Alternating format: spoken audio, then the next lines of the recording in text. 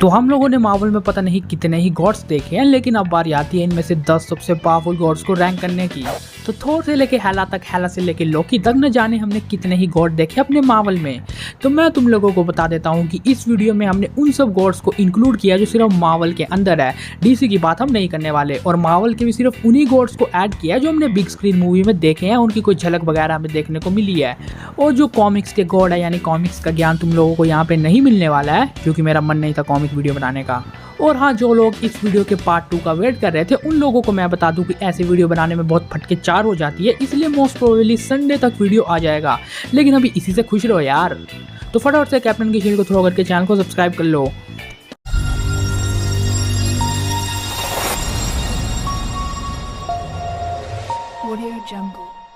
तो अब शुरू करते हैं अपने इस धड़कते भड़कते वीडियो को नंबर 10 से। नंबर 10 पे है हमारे पास एस्गार्डियन वैल्kyrie। तो वैल्kyrie इस एस्गार्ड की फाइनेस्ट वॉरियर थी, जिन्हें बहुत ज़्यादा ट्रेनिंग दी जाती है हर एक सिचुएशन से बाहर आने के लिए। और ऐसे ही लाखों वैल्kyries थी एस्गार्ड में, लेकिन हेला ने जो कांड किए उससे वैल्kyries का भी कांड हो गया। सिर्फ एक वैल्kyrie जिंदा बची, जो अपनी ये मेन वाली वैल्kyrie थी, जिसे हमने थॉर रैग्नारोक में पहली बार देखा। तो यह अभी तक मार्वल में एस्गार्डियंस को गॉड ही माना जाता है, या गॉड ही कंसीडर किया जाता है, तो इसीलिए मैंने वैल्kyrie को यहाँ पे ऐड कर दिया है। वैल्kyrie के पास बहुत ज़्यादा कमाल की पावर है, जिसने अपनी ड्रैगन फैंग स्वॉर्ड से हेला के ऊपर इम्पैक्ट भी दिखाया था थॉर रैग्नारोक मूवी में ही। और एक और इम्पॉर्टेंट पॉइंट की वैल्kyrie का जो एक्सपीरियंस है वो अपने थॉर से भी ज़्यादा है, क्योंकि उसकी एज अपने थॉर भैया से ज़्यादा है, जिसका क्लियरली मतलब ये है कि इसके पास फाइटिंग स्किल्स का भंडार मिलेगा तुम लोगों को। नंबर 9 पे हमारे पास ऑल ग्रीक गॉड्स। अब देखो, इनको मैं यहाँ पे ऐड पहले नहीं करने वाला था, लेकिन मैंने सोचा चलो ऐड कर ही लेते हैं। Basically Thor love and thunder के ट्रेलर में हमने एक ग्रीक गॉड यानी ज्यूस को देखा है। Juice basically God of lightning है, जिसके पास उसका लाइटनिंग वोल्ट नाम का एक वेपन है। तो हाँ, ज्यूस एक बहुत पावरफुल गॉड है, लेकिन ट्रेलर को देखने के बाद कुछ ऐसी डिटेल अपन लोगों के सामने आई है जिससे शायद ज्यूस का पत्ता कट चुका है। बेसिकली ये सीन तुम्हें याद होगा जहाँ पे वैल्kyrie लाइटनिंग बोल्ट यानी ज्यूस के वेपन से लड़ रही थी गॉड द गॉड बुचर से, जिसका क्लियरली मतलब ये है कि गॉड ने ज्यूस को टपका दिया है और वैल्kyrie उसके वेपन को यूज कर रही है। लेकिन चलो मान लेते ऐसा नहीं होता है, तब भी हम ज्यूस से ज्यादा एक्सपेक्टेशन नहीं लगा के बैठ सकते कि वो जिंदा बचेगा या नहीं। लेकिन और भी ऐसे ग्रीक गॉड है जो मार्वल के लिए बहुत ज्यादा इंपॉर्टेंट है, और उनमें दो सबसे बड़े नाम आते हैं, God of strength and God of war का, मतलब एरिस एंड हरक्यूलिस। अब हरक्यूलिस के ऊपर तुमने एक मूवी देखी ही है जहाँ पे ड्वेन जॉनसन ने ही उसके रोल को प्ले किया था, तो वैसे भी बहुत ज़्यादा हट्टा कट्टा लग रहा था हरक्यूलिस। और जहाँ तक एरिस की बात आती है, तो एरिस मार्वल का एक बहुत इंपॉर्टेंट रोल है, जिसे गॉड ऑफ वॉर का नाम भी दिया जाता है। तो बेसिकली अगर ये दो ग्रीक गॉड हमें फ्यूचर में मार्वल में दिखते हैं, तो मुझे नहीं लगता कि लव एंड थंडर में हम ये दिखने वाले हैं।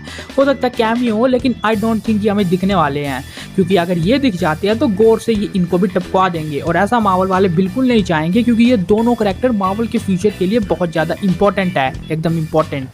तो नंबर 8 पे हमारे पास अपना गॉड ऑफ मिस्चीफ यानी लोकी।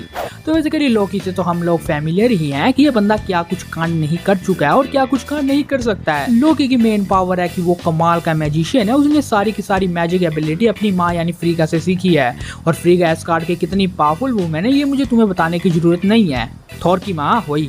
एंड हम लोगों को ये बात अच्छे से पता है कि हमारा दर्जा लोकी के लिए कहाँ है। तुम लोग बताओ यार, तुम्हारा दर्जा कहाँ है अपने लोकी के लिए? और बाकी मुझे बताने की जरूरत ही नहीं है, क्योंकि यही बात लोकी को खास बनाती है। तो नंबर 7 पे है हमारे पास कोंशू।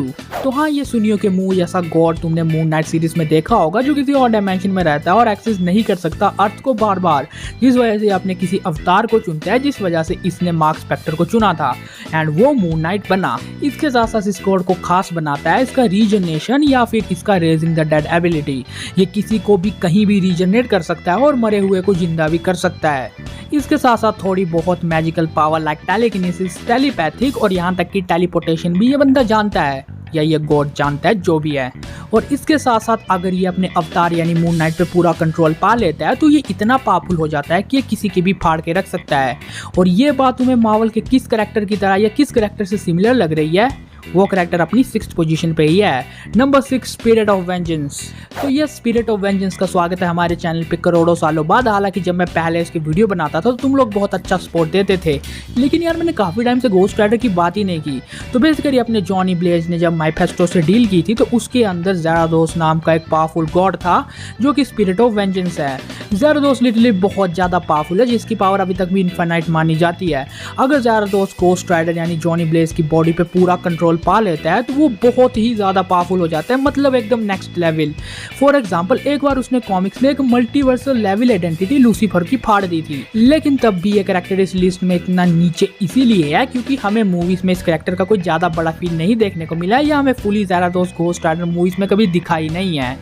लेकिन हाँ, अगर तुम इसके ओरिजिन के बारे में जानना चाहते हो तो तुमको पता ही होगा कि माइफेस्टो ने क्या काटा था इसका, और अगर नहीं पता है तो आई थिंक लाखों करोड़ों साल पहले मैंने एक वीडियो बनाई थी, हो सकता है मैं लिंक तुम्हें आई बटन में प्रोवाइड कर दूं तो देख लेना। तो अब इतने ज़्यादा ज्ञान के बाद हम टॉप 5 में फाइनली पहुंच चुके हैं। तो नंबर 5 पे है हमारे पास अपना favourite the God of thunder Thor. तो मुझे पता है कि तुम लोगों को थॉर के बारे में ज़्यादा कुछ नहीं जानना है क्योंकि तुम लोगों ने पहले ही PhD करके रखी है थॉर के बारे में। Basically Thor Asgardian God of thunder है जिसके बारे में अपन लोग बहुत अच्छी तरह जानते हैं, स्टॉर्म ब्रेकर प्लस म्योलनिर वगैरह वगैरह। और थॉर लव एंड थंडर के बाद अगर इसे गलती से भी ओडिन फोर्स मिल जाती है, जो मिलनी चाहिए, तो तुम लोगों को पता ही है फिर क्या होने वाला है फ्यूचर में। लेकिन हाँ, जो लोग ये सोच रहे हैं कि नहीं भाई तेरी लिस्ट पूरी गलत है, थॉर इतना नीचे नहीं हो सकता, तो मैं तुम लोगों को बता दूं, एक बार लिस्ट को ऊपर तक चेकआउट करो, तुम लोगों को अपने आप समझ आ जाएगा कि थॉर नीचे क्यों है। नंबर 4 पे है हमारे पास गॉडेस ऑफ डेथ यानी हेला। तो थॉर की बड़ी बहन और ओडिन की पहली बेटी यानी हेला गॉडेस ऑफ डेथ है। तो अपने ओडिन ने हेला को अपनी प्रेजेंस से ही कैद करके रखा था, लेकिन जैसे ही वो बाहर आई उसने बहुत ज्यादा कांड कर दिए थे थॉर रैग्नारोक में, हैमर तोड़ दिया और पता नहीं किस किस का तोड़ दिया। तो हेला एक एस्गार्डियन है और थॉर से ऊपर भी इसीलिए है क्योंकि अपने एस्गार्डियंस की एज के साथ उनकी पावर बढ़ती जाती है, इसलिए हेला की पावर थॉर से बहुत ज़्यादा है, जो बात हमने मूवीज में भी देख ली थी। थॉर का सबसे पावरफुल लाइटनिंग स्ट्राइक भी हेला का बाल भी बांका नहीं कर पाया था। तो नंबर 3 पे है हमारे पास ओडिन। तो लगातार तीसरा एस्गार्डियन का स्वागत है इस लिस्ट में और ओडिन यही पोजीशन डिजर्व करते हैं। तो थॉर का बाप यानी ओडिन थॉर से तो बहुत ही ज्यादा स्ट्रॉन्ग है क्योंकि वो फिजिकली थॉर से तो स्ट्रॉन्ग है ही है, लेकिन मेंटली भी बहुत ज्यादा है। ओडिन का मैजिक इतना ज्यादा पावरफुल है, जिसने म्योलनिर के ऊपर मंत्र फूका था, तो तुम लोगों को पता ही है म्योलनिर ने किस किस का फूक दिया। यानी कि अपना ओडिन मार्वल के गिने चुने उन कैरेक्टर्स में से एक है जो मेंटली एंड फिजिकली दोनों बहुत ज्यादा स्ट्रॉन्ग है। ओडिन ने 9 रेलम्स पे राज किया है, यानी 9 रेलम्स को हराया है, जहाँ पे ईथर जैसे पावरफुल बीइंग थे और सर्टर जैसे डेनम भी थे। तो इसका यही मतलब है कि सर्टर की प्राइम फॉर्म में भी सर्टर की फाड़ के रखी है अपने ओडिन ने। और अगर ये सब बातें भी तुम्हें कम लग रही है तो ओडिन के पास उसका लास्ट वेपन बचता है उसकी ओडिन फोर्स, और ओडिन फोर्स की फोर्स इतनी ज्यादा फोर्सेबल होती है कि तुम लोगों को बात अच्छे से पता है। तो नंबर 2 पे है हमारे पास ऑल सेलेस्टियल्स। तो मार्वल में हमें सेलेस्टियल भी धीरे धीरे करके दिख ही रहे हैं, तो क्यों ना सेलेस्टियल्स को भी यहाँ पे रैंक कर ही दे। बेसिकली मैं तुम लोगों को बता दूं कि यहाँ पे बहुत से सेलेस्टियल्स है कॉमिक्स में, लेकिन मार्वल में हमें गिने चुने सेलेस्टियल्स देखने को मिले हैं। फॉर एग्जांपल ईगो या एरिशम द जज। और अपने ये सेलेस्टियल ज्यादा आगे इसीलिए अपने ओडिन से क्योंकि ओडिन एक स्काई फादर लेवल कैरेक्टर है और उसके ऊपर आते हैं अपने सेलेस्टियल लेवल बीइंग्स। इसीलिए मतलब जो सेलेस्टियल लेवल कैरेक्टर्स हैं वो ओडिन से ज्यादा पावरफुल हैं। मतलब अपना ईगो भी होगा। ईगो के पास लिटरली बहुत ज्यादा पावर थी जो स्टार लॉर्ड को भी मिलने वाली थी, लेकिन स्टार लॉर्ड ने ईगो को फाड़ दिया। और तुम लोगों ने गार्डियंस ऑफ द गैलेक्सी में ये बात नोटिस की ही होगी कि ईगो कितना ज्यादा ओवरपावर्ड कैरेक्टर है। ईगो इतना ज्यादा पावरफुल है कि वो मैटर को मैनिपुलेट कर सकता है प्लैनेटरी लेवल तक। वो अपने प्लैनेट में किसी को भी हरा सकता है जो भी उसके सामने आए, जो बात ईगो को इतना खास बनाती है। और अगर सेलेस्टियल लेवल बीइंग है तो हम यही एक्सपेक्ट करते हैं। और गार्डियंस ऑफ द गैलेक्सी के इस वीडियो में भी हमने देखा था कि एक सेलेस्टियल पावर स्टोन को कितने इजीली पकड़ सकता है। मतलब सेलेस्टियल लिटरली बहुत ज्यादा पावरफुल होते हैं। और जहां तक अपने एरिशम की बात आती है तो एरिशम की भले ही हमें कुछ झलकी देखने को मिली हो, लेकिन ये बंदा भी बहुत ज्यादा पावरफुल है कॉमिक्स में भी। और बिल्कुल इसी रीजन से मैंने इन सेलेस्टियल्स को इतना ऊपर रैंक किया है। तो अब हमारे पास सिर्फ एक कैरेक्टर बचता है, यानी अपना नंबर 1।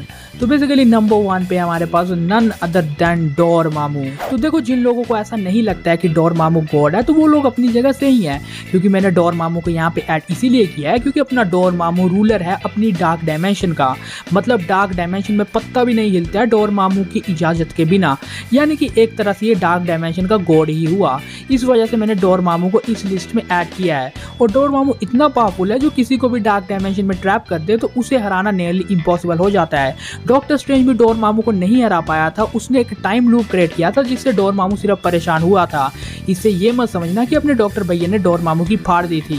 तो तुम लोग इसी से अंदाजा लगा सकते हो कि डॉक्टर स्ट्रेंज भी डोरमामू को नहीं हरा सकता, तो वो कितना पावरफुल होगा। Energy projection, protective shields, time travel, teleportation, telepathic, soul manipulation, life force absorption, dimension portal creation, element control और ऐसे ही करोड़ों एबिलिटी तुम्हें डोरमामू के पास मिल जाएंगी। तो अब फाइनल आंसर उन लोगों के लिए जिन लोगों को ऐसा लग रहा है कि सेलेस्टियल से ऊपर डोरमामू कैसे हो सकता है, तो मैं तुम लोगों को बता दूं कि डोरमामू सेलेस्टियल से ज्यादा पावरफुल है और ये बात खुद कंफर्म की थी एल्टरनेटी ने। तो जब कॉमिक्स में डोरमामू और एल्टरनेटी की फाइट हुई थी तो एल्टरनेटी ने ये बात खुद कंफर्म की थी कि जो अपना डोरमामू है वो किसी भी सेलेस्टियल को टेक डाउन कर सकता है। मतलब अगर एल्टरनेटी खुद ये बोल रहा है तो डोरमामू का पावर लेवल बहुत ही ज्यादा है, जिस वजह से मैंने डोरमामू को सेलेस्टियल से ऊपर रखा है। बाकी तुम लोग मुझे बताओ कि तुम्हारी पर्सनल लिस्ट क्या है top 10 most powerful gods of Marvel को लेके। तो अपना पर्सनल ओपिनियन कमेंट में जरूर से जरूर शेयर करना और मेरे सोशल मीडिया हैंडल इंस्टाग्राम ही है, उसका लिंक डिस्क्रिप्शन में मिल जाएगा, जल्दी से फॉलो कर लो उसे। तो ये था कंप्लीट वीडियो जहां पे हमने मार्वल के 10 सबसे पावरफुल गॉड्स को रैंक किया मूवीज के बेसिस में। उम्मीद है तुम लोगों को ये वीडियो पसंद आया होगा। वीडियो पसंद आया तो वीडियो को लाइक और शेयर जरूर कर देना, चैनल को सब्सक्राइब करके बगल वाले बेल आइकन को जरूर ऑन कर देना। And never forget it's your super studios and you all are super heroes 10, so SS10 assembled।